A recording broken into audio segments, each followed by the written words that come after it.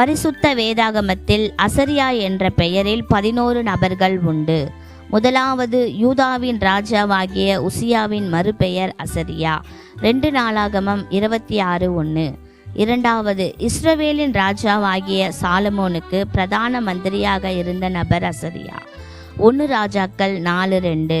மூன்றாவது நாத்தானின் குமாரன் என்பவர் ஒரு மணியக்காரராய் தலைவராயிருந்தவர் அசரியா. 1 ராஜாக்கள் 4:5.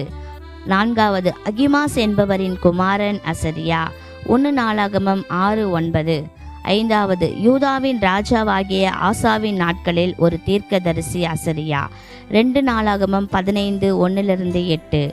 ஆறாவது அமத்சியாவின் மகன் அசரியா என்கிற ஊசியாவை எதிர்த்து நின்ற ஆசாரியன் அசரியா. 2 நாளாகமம் 26:17. ஏழாவது யூதாவின் ராஜாவாகிய எசேக்கியாவின் நாட்களில் இருந்த பிரதான ஆசாரியன் அசரியா. 2 நாளாகமம் 31:10. எட்டாவது வேத பாரகனாகிய எஸ்ரா மோசேயின் நியாய பிரமாண புஸ்தகத்தை ஜனங்கள் எல்லாருக்கும் முன்பாக வாசித்தான் அசரியா. நெகேமியா 8:1-3. ஒன்பதாவது இதை ஜனங்களுக்கு விளங்க செய்தவர்களில் ஒருவர் அசரியா.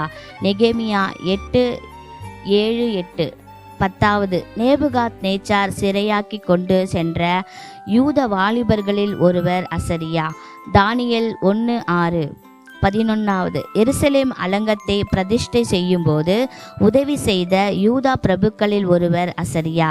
நெகேமியா 12:32-33. God bless you.